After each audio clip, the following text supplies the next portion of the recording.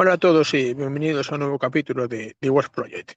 Bueno, en esta ocasión vengo a hablaros de una película que he visto recientemente y nuevamente es una película de terror. Soy un gran aficionado al cine de terror, de hecho es el género de cine que más me gusta.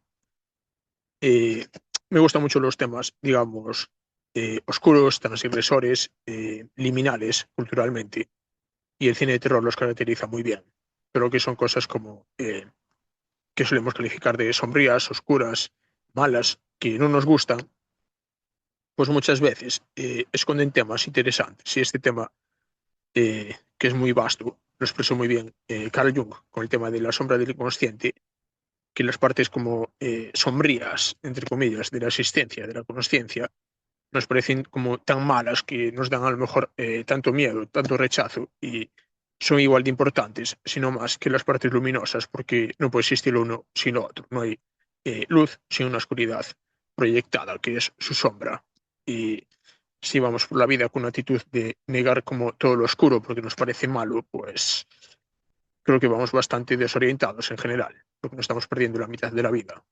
Y hay muchas veces que encontramos la luz en estas partes de la existencia que nos dan rechazo, pero no es una cosa natural, es una cosa inyectada socialmente. Porque, bueno, sin ir más lejos, fijémonos cómo es eh, el ciclo natural, el día y la noche. Es lo más natural del mundo, ¿verdad? Pero ves que es la mitad del día es oscuridad y la otra mitad es luz diurna. Y entonces, esto nos debería dar que pensar que en la existencia es más de lo mismo. La luz y la oscuridad, el día y la noche, lo bueno y lo malo, al final es todo lo mismo. Y bueno, hasta aquí la introducción de por qué me gusta tanto el cine de terror, los temas de eh, entender y confrontar la sombra del inconsciente, esoterismo oscuro, temas que son como transgresores culturalmente. Y pues todo esto me fascina, me llama la atención. Encuentro muchos temas de reflexión en lo que es la conciencia y entenderme a mí mismo muy interesantes. Y el cine de terror, pues muchas veces facilita estos estados liminales, ya sea por las sensaciones que te provoca, o ese estado de estar viendo una buena película de terror y te tiene atrapado y estás ahí como unas sensaciones o reflexiones que te suscita que a lo mejor no tendrías de otro modo, más tranquilo. Es como una forma de enfrentarse un poco a la sombra del inconsciente. Y por eso me llama tanto la atención esta forma de cine. Y bueno, esta película que os vengo a hablar hoy me ha parecido un película y es la más reciente de la saga de Evil Dead, de Posesión Infernal. Y bueno, para quien no conozca esta saga, es necesaria una introducción muy breve, eso sí, muy a grandes rasgos, porque no tiene mucha ciencia la cosa. Ya sabéis cómo es el terror, es un poco como el cine porno, ¿no? Es como el argumento muchas veces es una excusa para el espectáculo, para que nos entendamos. Pero bueno, que no es que sea un alarde de complicaciones técnicas. El argumento de estas películas de esta saga básicamente es que unos humanos encuentran una copia de El Necronomicon, que es el libro de los muertos de H.P. Lovecraft, un escritor de ciencia ficción de terror muy interesante, lo recomiendo muchísimo. Si me pongo a hablar de Lovecraft ya me jodo media hora del vídeo entero. Pues era un libro que supuestamente permitía entrar en contacto con entidades muy, entre comillas, demoníacas. Nuevamente lo de demoníacas es porque no son entendidas y nos parecen malas y les ponemos ese San Benito. Pero bueno, que no vamos a hablar de Lovecraft, porque si no se va esto tomo por el culo. Se hace ya muy largo. Y bueno, pues la trama de estas películas, como os digo, es muy simple. Esto, unos humanos que no deberían encontrar el libro del Necronomicon lo encuentran, entran en contacto con él y bueno, pues salen unos demonios que parasitan a personas y las vuelven como una especie de zombies y ya se arma ahí la mar y morena, vamos. Una serie de situaciones escabrosas y descuartizamientos y de gente luchando por su supervivencia, perseguida por estos monstruos endemoniados.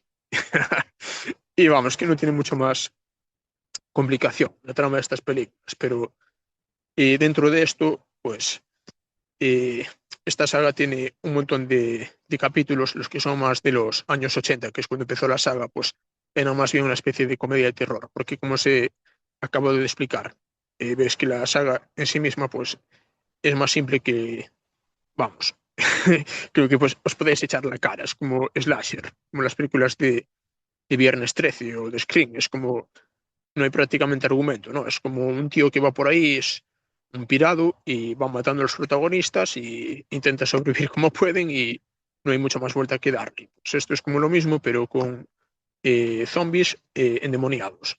Así que son películas que son simples en el argumento, pero las de los años 80 eran más bien de comedia. Y lo interesante es el reboot que le han dado en los últimos años. Han sacado tres películas nuevas y las han hecho pues como más adaptados a los tiempos modernos y ese toque de comedia tan gamberra como de películas desenfreno que tenían originalmente, pues lo han dejado de lado. Han buscado hacer unas películas más serias, más de cine de terror de verdad, que sea pues hecho para hacer pasar un mal rato, que yo ya estoy curado de espanto de todo. Y me veo estas películas y muchas veces me acabo riendo porque digamos que miedo cero. Uno sabe a los que va, pero igualmente son interesantes, por todo lo que os decía antes. Y bueno, esta película, la más reciente, es Posesión Infernal en Llamas y toca un tema que me pareció muy interesante traerlo a colación, porque ya sabéis cómo son mis críticas de cine. Empiezo hablando de cine muy por encima y después lo vengo relacionando con un tema que en principio no tiene nada que ver, pero sí, al final tiene mucho que ver también. Y bueno, el argumento de esta película, Posesión Infernal en Llamas, eh, bueno, vamos a empezar por la película anterior, que había sido Posesión Infernal, El Renacer, que, bueno, ya tiene varios años. Y ahí la trama era que, bueno, encontraban unos chicos adolescentes, encontraban el Necronomicon, se lo llevaban a su casa, salían los demonios y parasitaban a la madre de ellos. Y la madre quedaba convertida, pues, ya te digo, en un monstruo sanguinario, los perseguía y ahí estaba toda la carnicería que es que en estos casos, aunque os digan, no os voy a hacer spoilers, realmente es que ya os he contado toda la película con eso, porque ya os podéis imaginar cómo transcurre el resto de la trama, si es que hay alguno. También es un motivo por que me gustan estas películas, porque en sí mismas son graciosas, como su falta de pretensiones, porque al final voy a acabar hablando de todo, pero yo, por mucho que lo intente, tengo una cabeza muy TDAH, empiezo con una idea y me vienen otras más a la cabeza y centrarse en una sola cosa se me hace complicado. Mira, os voy a decir, me fui a ver la de La Odisea, de Christopher Nolan, y fijaos qué cosa tan ridícula. Yo veo películas de terror y me lo paso como un crío, ¿sabes? Me acabo de ir riendo a mandíbula batiente y estoy ahí como pegado a la butaca, como eh, una sensación como de divertimento puro porque me lo paso en grande con las escenas de acción de toda esta sangre que hay, pues me encanta todo, todo eso. Es como una cosa que me resulta divertida. Pero en cambio me fui a ver a Christopher Nolan y acabé con una sensación de odio visceral, odio absoluto a ese director, que era como ganas de matarlo. Y fijaos qué contraste, que veo terror y es como estar viendo una película de comedia. Es como que sí, que está esas reflexiones que te incitan, de las que os hablaré, por ejemplo, a continuación con esta película. Esa parte está ahí, pero que me lo paso bien y no tengo ganas de matar a nadie.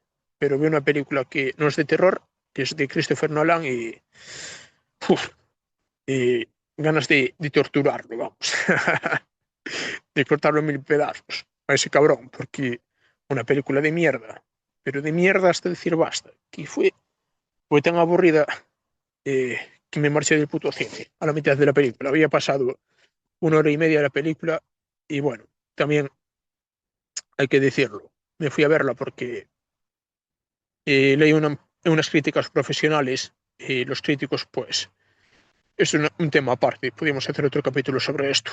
Yo no sé cómo cojones funciona la industria del cine, pero que muchísimas veces películas que son auténticos bodrios porque sean de cierto director o, o cierta saga o lo que sea. Es como si tuviese cierto culto en el mundo cinéfilo, pues la ponen por las nubes.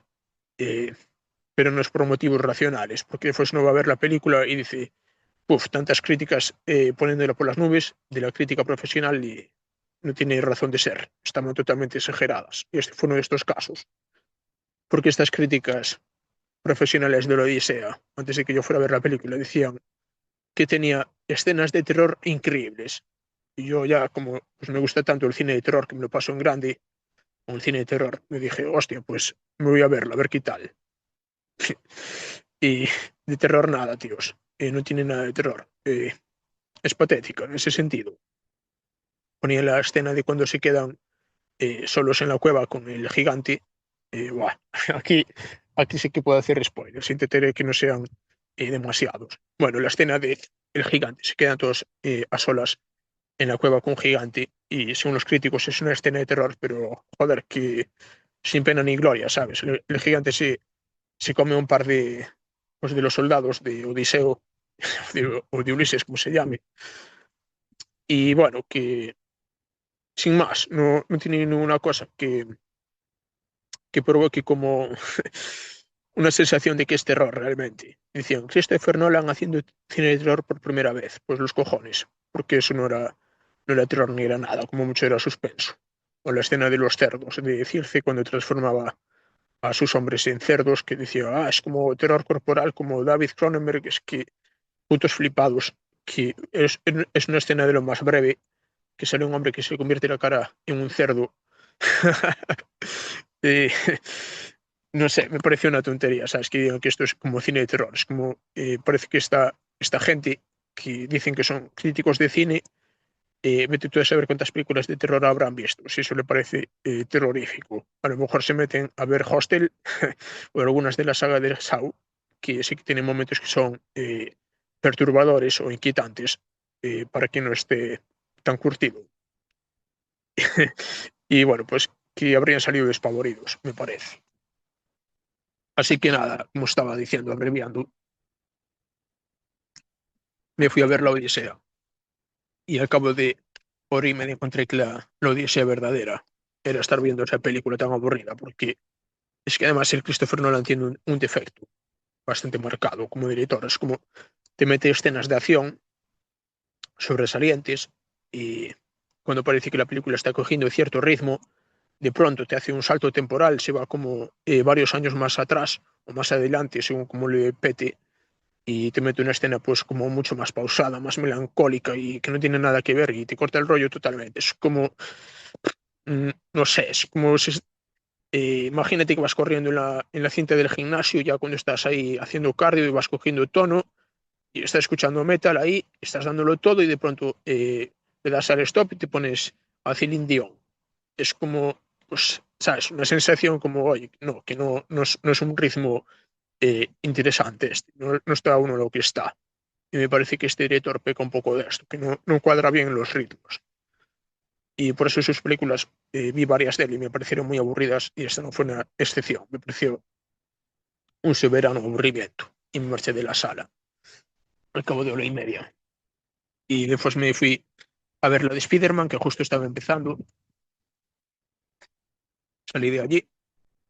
Había un grupo de chavales jóvenes entrando en una sala de cine, todos juntos, y le di a uno un toque en el hombro y dijo, hostia, qué susto. Y dije, ¿qué película es esta? Es Spider-Man. Bueno, vamos a ver qué tal. Pero nada, que al final una chorrada. Me gustaron más las que hizo Sam Raimi. Curiosamente es el mismo director de las películas originales de Evil Dead. Eh, Tiene ahí su toque gamberro y de acción. Y bueno, pues estaban más interesantes que esta última, que la empecé a ver y me pareció pues una tontería, demasiado descafeinada. O sea, es como un sentido del humor demasiado light, escenas de acción así como muy forzadas, muy fantasmas y no me gustó. Estuve ahí sobre media hora, 45 minutos y al final me fui. Y esta fue mi experiencia de ir a ver la Odisea. Y bueno, como estaba diciendo que esto iba supuestamente de la... Ah, sí, las de Posesión Infernal. Pues fijaos que La anterior, que habéis sido la de Posesión Infernal y Renacer, pues iba de unos chavales se encontraban en Necronomicon y salían los The Athlights, que son como los demonios de la película, y parasitaban a la madre de ellos. Y aquí tenemos el tema eh, que quería traer a colación, que es como ya en esta película tocaron de refilón un tema muy interesante, que es de las familias tóxicas, que vamos a ver que es un tema que tiene mucha enjundia, porque en la película más reciente, que es Posesión Infernal en Llamas, nuevamente va de que, bueno, en otra familia, en otro ambiente familiar, pues eh, entra en contacto nuevamente con el Necronomicon y vienen otra vez esos demonios que son característicos de la película y parasitan a pues prácticamente a toda la familia y se arma allí un follón de la hostia y básicamente el argumento es ese, pero ¿qué pasa? Que fijaos en el patrón de estas últimas dos películas. Para otro puede ser que los guionistas sean muy perezosos y no les dé el cerebro para ideas mejores que copiar el guión de una película a otra, pero a mí me parece que están apuntando a algo muy real, que es el tema de las familias tóxicas, porque fijaos que la primera era la madre, que estaba parasitada por entidades demoníacas, regresivas, oscuras, y hacía la vida imposible, nunca mejor dicho, porque los mataba a sus hijos. Y aquí tenemos ya un melón que vale la pena dejar sobre la mesa, que es el tema de las madres tóxicas. Y está muy de moda este tema porque mucha gente se está dando cuenta de que tiene madres que son como tóxicas, narcisistas. Y bueno, pues en el mundo del desarrollo personal este tema está cobrando mucha relevancia porque tradicionalmente fue un tema tabú. Y aquí está el tema de lo que os decía, de que las películas de terror eh, dentro de su comedia implícita, de que o sea, son películas que no se toman en serio a sí mismas, unos argumentos súper simples, al final es como todo un pretexto para que haya mutilaciones y sangre y estar ahí pegado a la butaca, como joder, qué desfase, que al final es como estar escuchando death metal, Cannibal Corpse, pues una cosa parecida, ¿sabes? Como ese estado como de, ¿cómo os diría? Como de brutalidad, de salvajismo, pues es como una especie de cosa catárquica, primitiva, una especie de desahogo emocional, pues van por ahí los tiros. Pero es la cosa que me hace gracia, al margen de esto, que son argumentos simples, pero los temas que tocan muchas veces son tabús culturalmente. Bueno, ya ni que decir el tema de las posesiones demoníacas en sí mismo es un tema muy interesante. Estuve escuchando, por ejemplo, hace poco una entrevista con el doctor José Miguel Gaona, que es un psiquiatra y le interesan mucho los temas de la conciencia. Y bueno, este señor, pues, entre otras cosas, ha estudiado el tema de las experiencias cercanas a la muerte, las estudia en profundidad y todo lo que sean como estados alterados de conciencia le llama la atención. Y se fue a hacer también una exploración bastante vasta del tema de los exorcismos, exorcistas, supuestas entidades malévolas, demoníacas, que interfieren con los humanos y que hay humanos, pues, que están especializados en quitarlas. Y este tema me pareció muy divertido, sus conclusiones. Veis que es un tema tabú socialmente, no se habla mucho de esto. Pero ¿qué pasa con el de Organa que descubrió que en todas las culturas que hay religiones o corrientes, digamos, espirituales, hay exorcistas? Y, por ejemplo, perdón, ya sabéis lo que tiene que grabar el puto móvil. Y bueno, pues como os decía, que él descubrió en su investigación que hay exorcistas en la religión católica, como ya sabéis de sobra, que es la que nos toca culturalmente.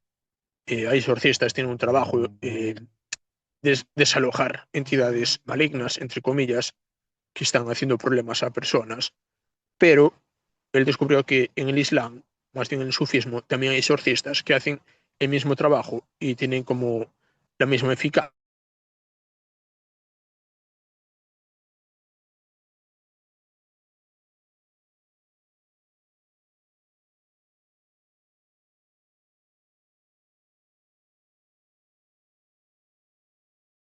por así decirlo, y el mismo trabajo, que es hacer de exorcistas con entidades y los echan afuera, y así podría seguir un largo rato, que descubrió prácticamente que es un fenómeno universal, el tema del exorcista.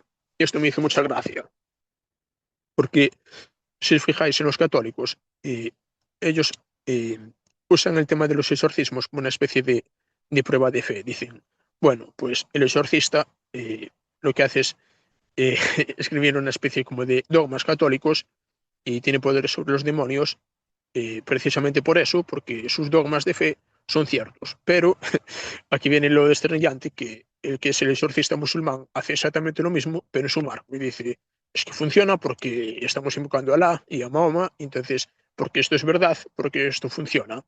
Y el que es budista, pues tiene su propia cosmología teológica y piensa lo mismo, que como su teología es cierta, pues por eso funciona. Y los chamanes igual, están en la selva, tienen como su cosmología también y su forma de ver las cosas a nivel espiritual, y por eso dice lo mismo, que ese tipo hace un trabajo que funciona porque lo que está haciendo es una representación de sus dogmas o de sus visiones del mundo, y por eso le funciona, y no se ponen de acuerdo. Entonces es como que al final el exorcista vendría a ser una especie como de, ¿sabes? El tío este de Dani, el de Socopa, pues vendría a ser una cosa parecida.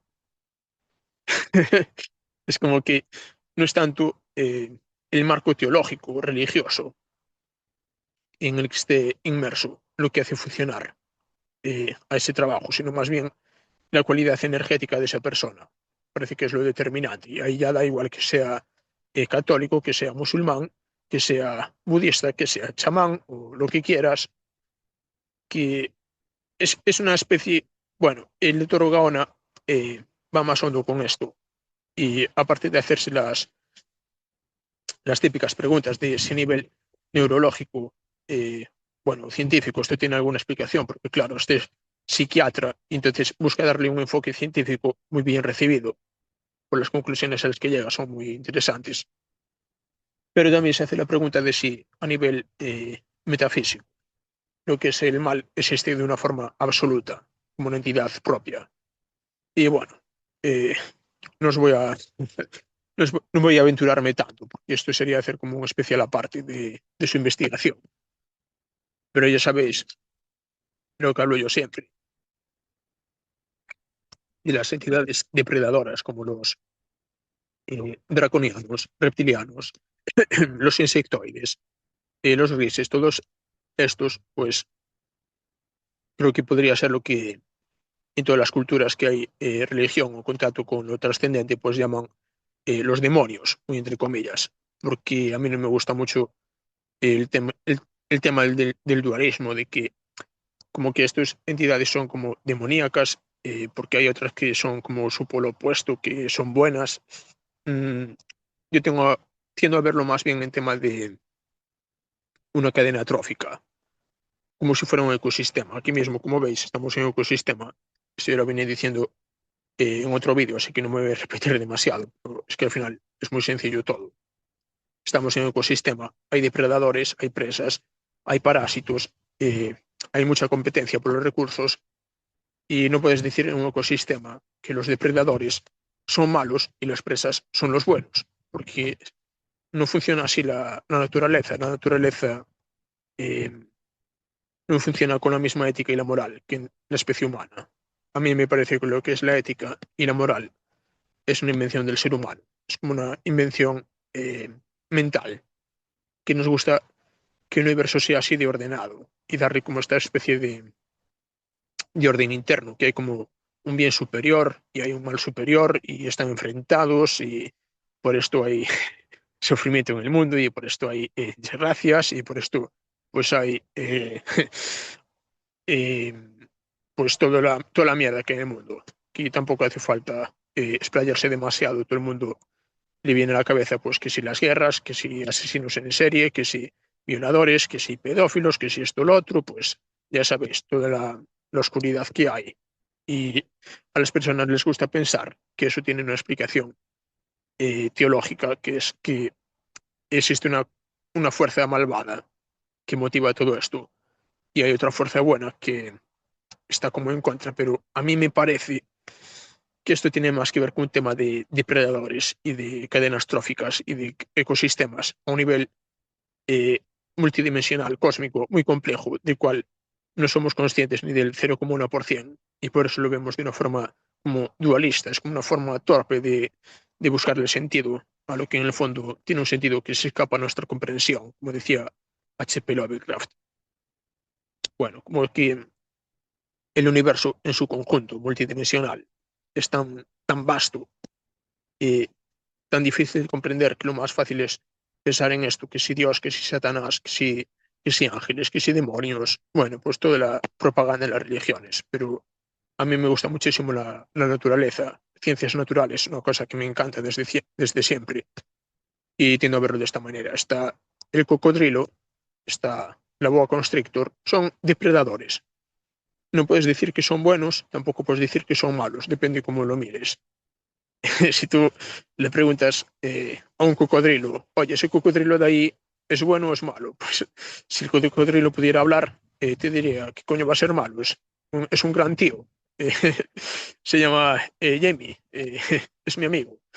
Pero si le preguntas a una cebra que va a beber a ese charco, y dices, ¿ese cocodrilo es bueno o es malo? Pues claro, te voy a decir, es malísimo, no te acerques a él, te come. Y los humanos, pues también habría que vernos, ¿no?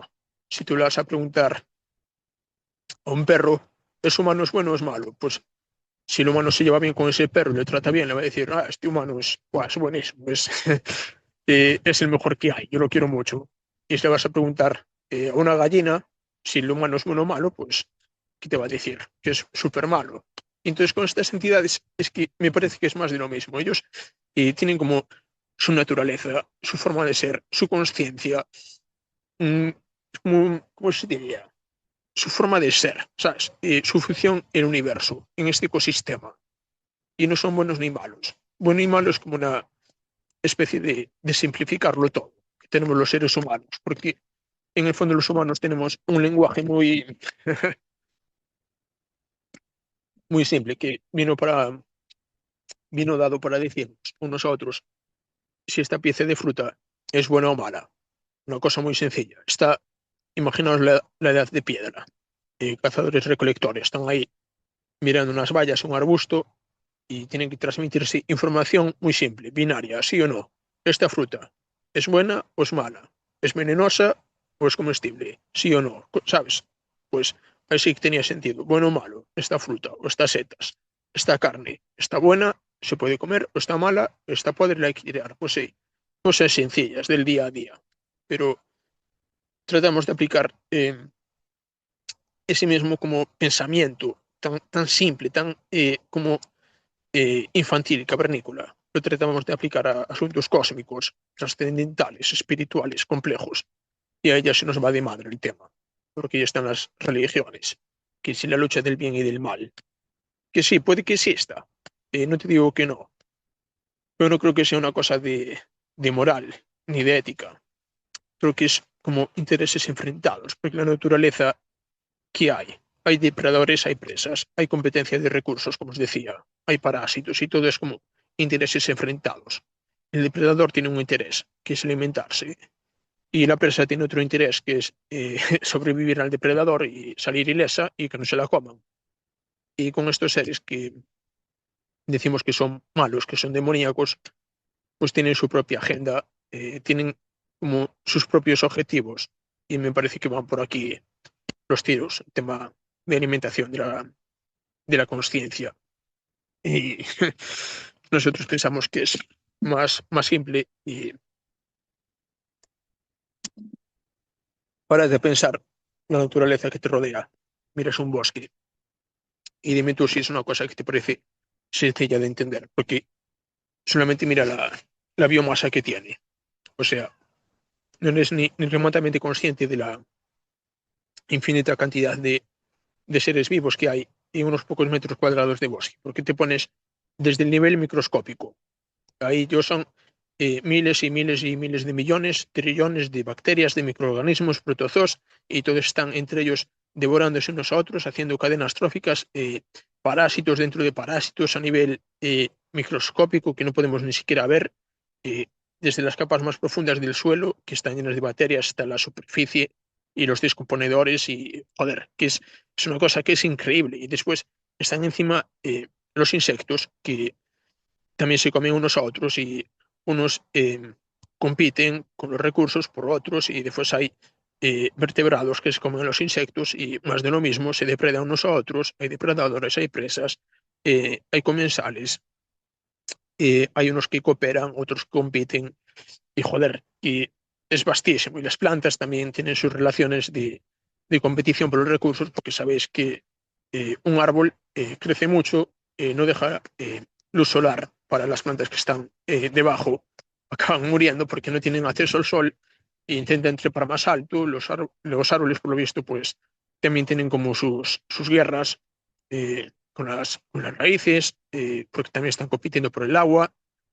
Y bueno, pues que es muy complejo todo, o sea, no vas a entender el sentido real de esa porción de bosque. A lo mejor te estoy hablando de una porción de quizás eh, 2 metros cuadrados, no hace falta irse tan lejos. Pues eso tiene millones y millones y millones de formas de vida, desde lo más microscópico, lo más básico, a lo más visible, a lo más grande, y todo está interconectado. Y solamente esa porción tan pequeña es una complejidad que es absolutamente abrumadora.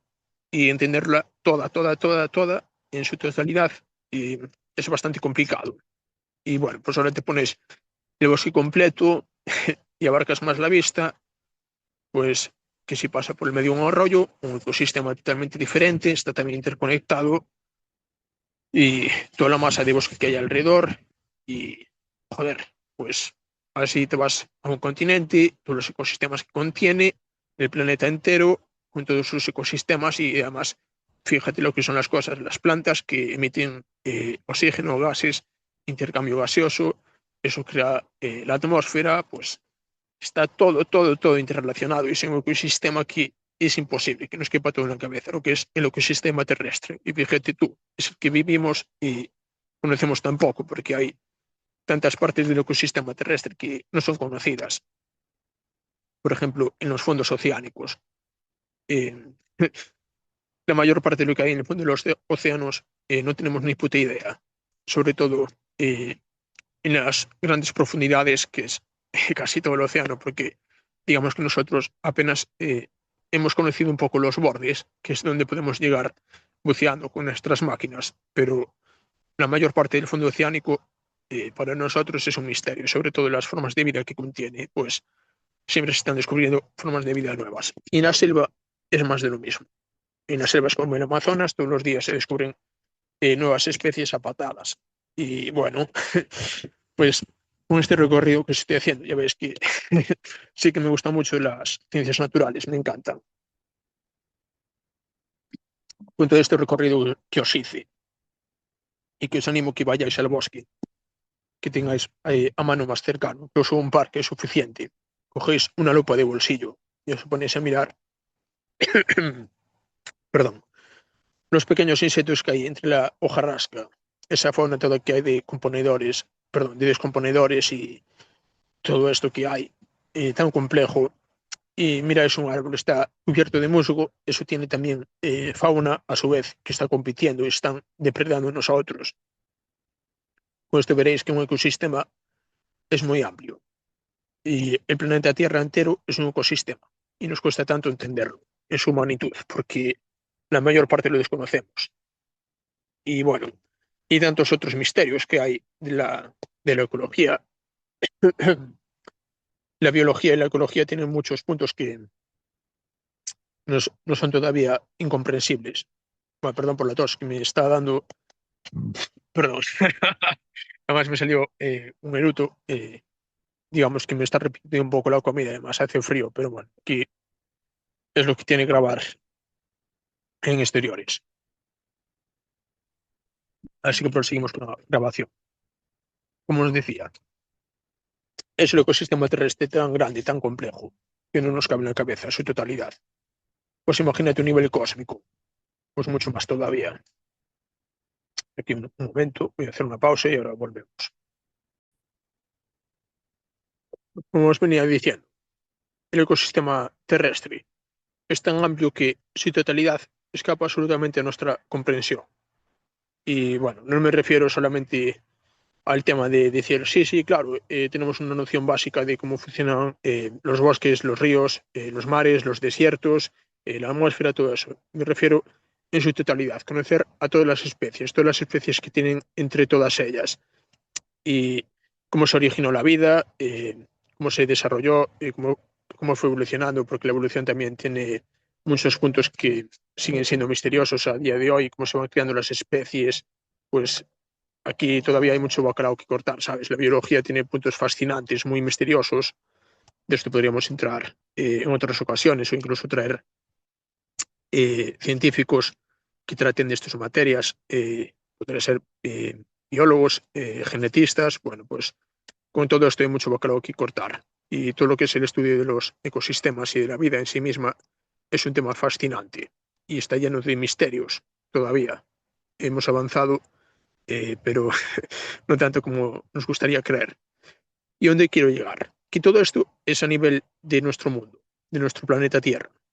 Así que ahora imagínate a una escala cósmica que abarque la totalidad del universo. Porque bueno, aquí estamos hablando de estos depredadores, pues igual vienen de otros sistemas estelares, como dice Miguel Peña, que él hace una distinción entre, perdón, entre alienígenas depredadores que digamos tienen una existencia física y él llama los destructores, que dice que son los que están como más relacionados con el mundo material, con las élites, y pues que hay otra capa de depredadores alienígenas también, porque claro, no son de este mundo, son alienígenas, para entendernos. Y ya están en una capa más hiperdimensional o energética, que son los que manipulan el ciclo de la reencarnación y que para él son los falsos seres de luz y todo esto. Pero bueno, que digamos que la suya es una visión entre muchas, aunque muy interesante, pero que ya me estoy yendo por las ramas. ¿A dónde quería llegar? Que vamos a ponerlo que hay seres de otros sistemas estelares que están relacionándose con este, porque están como los buenos y los malos, y nuevamente es una cosa de intereses. Digamos que si los intereses que tienen van en contra de los nuestros, son malos. Si están a favor o son neutros, pues mira, son buenos, porque no nos hacen la puñeta. Pero también está el tema, que está el mundo físico y está el mundo astral, como os había dicho en el libro de los viajes astrales. Y el mundo astral tiene varias capas, porque ya sabes que hay peña que dice que hay que sí 12 dimensiones, otros dicen que hay 7, otros dicen que hay 5. Bueno, a mí me da la impresión de que puede que sea, no sé si decir infinitas, pero posiblemente sea una cosa así. O sea, poner una cantidad determinada es difícil, pero es tan vasto, todo es tan vasto. Y cuando lees los libros de la gente que hace los viajes astrales, porque bueno, yo también he tenido mis experiencias con viaje astral, sueños lúcidos, pero digamos que no me he ido tan profundo como esta peña, como el Robert Monroe, William Bullman y todos estos que os he hablado de ellos. Digamos que ellos estudiaron los viajes astrales de forma sistemática durante muchos años y de forma recurrente, y lo que dan a entender, pues prácticamente que hay infinitas capas dimensionales y que es todo vasto, complejo, pero unos niveles que no nos caben ni en la puta cabeza, por mucho que lo intentemos. Y bueno, es una analogía muy buena de lo que nos pasa en el mundo físico, porque como dicen los hermetistas, como es abajo, es arriba, como es adentro, es afuera, está todo relacionado. Y en este mundo físico, pues, tantos ecosistemas y tantas capas de complejidad y todo está cruzado, que a nivel exterior es lo mismo. Y todo es un ecosistema cósmico que es global. Y estos depredadores astrales, como los llamamos en este canal, draconianos, reptilianos, insectoides grises, toda esta fauna, como dice Hakonor 73, la Corporación Arcóntica. Os recomiendo que vayáis a su canal, Hakonor 73. y habla de cómo tienen como una especie como de alianza o coalición todas estas razas y todas trabajan por lo mismo, que es hacer como la granja humana, el control hiperdimensional, aprovechar las energías del ser humano. Y todos están trabajando para lo mismo. Y bueno, disculpar por esta tos y tal, es que la verdad es que estoy cogiendo frío porque hace un frío de la hostia. Esto pasa algunas veces también, que vengo a grabar afuera y acabo siendo vencido por las inclemencias meteorológicas o ambientales. Así que sí, mucha reflexión en la naturaleza y que suena muy idílico cuando llegas y vienes diciendo que la energía orgánica y la energía etérica y la energía telúrica y su puta madre y al final pues resulta que está lloviznando o como en esta ocasión está el suelo mojado, he cogido frío en los pies y me está viniendo la tos y si sigo así mucho rato voy a acabar con un resfriado. Y en otra ocasión vine a grabar y resulta que había mucho sol y que había más tostado que un pollo al horno y me tuve que ir a casa a beber un zumo frío para rehidratarme, así que ya veis cómo son las cosas. Esto es un podcast que parece por momentos de Bear Grylls si se hubiese tomado una, un puñado de setas. Así que nada, es un podcast fuera de lo común, muy improvisado. Y lo voy a ir dejando aquí porque yo os digo, está el suelo mojado por la lluvia, se me han mojado los putos playeros y me está viniendo la tos. Conozco que si voy a estar así mucho rato voy a resfriarme. Estoy en pantalón corto y maldita sea, maldita sea, maldita sea. Esto me hace recordar lo frágiles que son los cuerpos físicos que tenemos actualmente en este ciclo humano, porque decía Miguel Peña en su libro Desde el cuerpo, desde el otro lado, decía que antiguamente los humanos originales, perdón, tenían unos cuerpos físicos extremadamente fuertes, longevos, poderosos, o sea, como el sumo de la potencia física, como que eran prácticamente unos cuerpos de dioses, como tú te imaginas ahí al Hércules de la mitología, pues vendría a ser una cosa parecida, o sea, súper fuertes, súper longevos y comparado con lo que tenemos hoy en día, decía en ese libro, pues como que básicamente tienen lo justo para sobrevivir y que la mínima se ponen enfermos y bueno, perdón, joder, maldita sea. Pues, yo lo estoy experimentando carne propia. La tesis de Miguel Peña. Es lo que tiene tener, como dice él, el ADN humano tan recortado a su mínima expresión, que este cuerpo humano que tenemos ahora es una sombra de lo que fue originalmente, al parecer.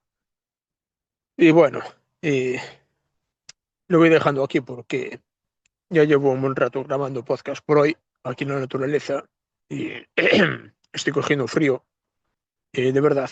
Y no se trata tampoco de acabar resfriado, así que me he dejado muchas cosas en tintero, pero para eso voy a sacar la grabación y repasarlo y los temas que me hayan quedado pendientes, si eso sí me acuerdo, los vendré a tratar otro día y si no, pues ahí se quedan pendientes de un hilo y bueno, hasta aquí por hoy y esta vez pues no me voy a casa a tomarme un zumo frío, sino todo lo contrario, me voy a poner unos calcetines bien gordos, unas botas, un pantalón de pana y posiblemente una chaqueta y un chocolate caliente para eh, reincorporarme un poco después de esta aventura de grabar a la intemperie, cogiendo frío. Así que nada, hasta aquí el capítulo de hoy.